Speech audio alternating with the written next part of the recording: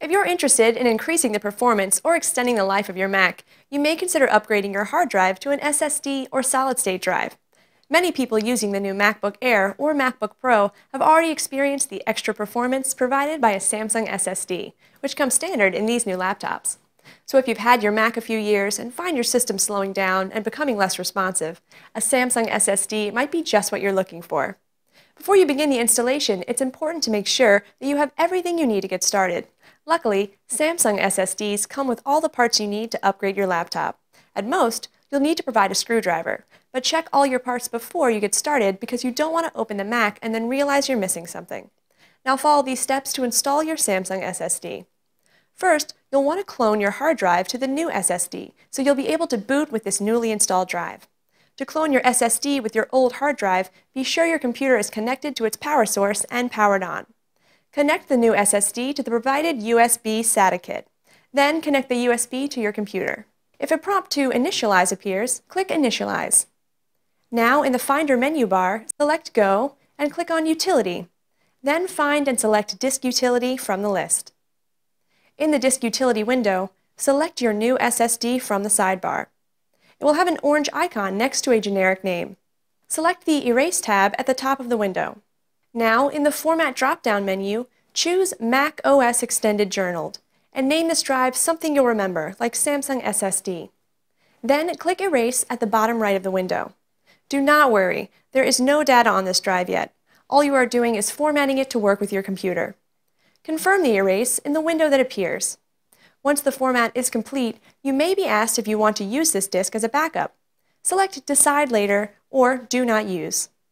Now at the top of the Disk Utility window, select the Restore tab. This is what will help you clone your hard drive. When you do this, choose your old hard drive as the source drive by dragging the icon representing the old HDD from the sidebar to the source field. It will be labeled Macintosh HD and will have a silver icon next to it. Select your new solid-state drive as Destination Drive by dragging the icon representing your new SSD from the sidebar to the destination field.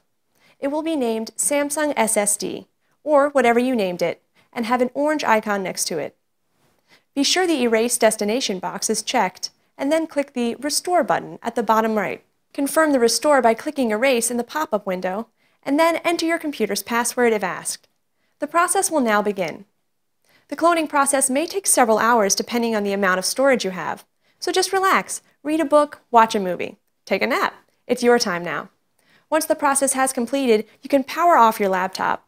Now it is time to physically replace the hard drive with your new SSD.